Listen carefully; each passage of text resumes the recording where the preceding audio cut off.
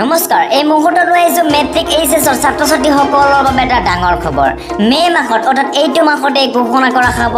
matric এইচএছৰ ফলাফল ছাত্ৰ ছাত্ৰীসকল হয়তো তোমালোকৰ মনত প্ৰশ্ন উদয় হৈছে যে মে' মাহত যদি ৰিজাল্টটো ঘোষণা কৰে তেন্তে কোনটো দিনত বা কোন তাৰিখে ঘোষণা কৰা হ'ব মেট্ৰিক এইচএছৰ ফলাফল ছাত্ৰ ছাত্ৰীসকল সেইটো এতিয়াও সিদ্ধান্ত গ্ৰহণ কৰা নাই চূড়ান্ত সিদ্ধান্ত গ্ৰহণ কৰা নাই যে কেতিয়া ঘোষণা কৰা হ'ব মেট্ৰিক এইচএছৰ ফলাফল ছাত্ৰ ছাত্ৰীসকল অহা 20 তাৰিখৰ আগত মেট্ৰিক আৰু এইচএছৰ ফলাফলৰ চূড়ান্ত সিদ্ধান্ত গ্ৰহণ কৰিব সেৱা আৰু শিক্ষা সংসদে অহা 20 তাৰিখৰ আগতেই সেৱা আৰু শিক্ষা সংসদে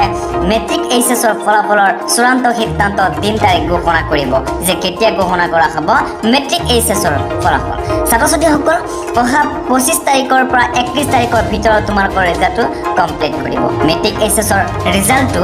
অহা 25ৰ পৰা 31 তাৰিখৰ ভিতৰত দিয়াৰ বেছি সম্ভাৱনা আছে সকল আজি মই এইখিনি কৈ সমাপ্ত কৰিলোঁ যদি ভিডিঅ'টো ভাল লাগে তাতে লাইক শ্বেয়াৰ কমেণ্ট কৰি দিয়া আৰু এটা কথা আমাৰ এনেদৰে সদায় ভিডিঅ'বিলাক পাই থাকিবলৈ মেট্ৰিক এইচএছৰ খবৰবিলাক পাই থাকিবলৈ আমাৰ চেনেলটো ছাবস্ক্ৰাইব কৰি ৰাখিবা আমাৰ চেনেলটো ছাবস্ক্ৰাইব কৰি ৰাখিলে তোমালোকে মেট্ৰিক এইচএছৰ খবৰবিলাক নিতৌ পাই থাকিবা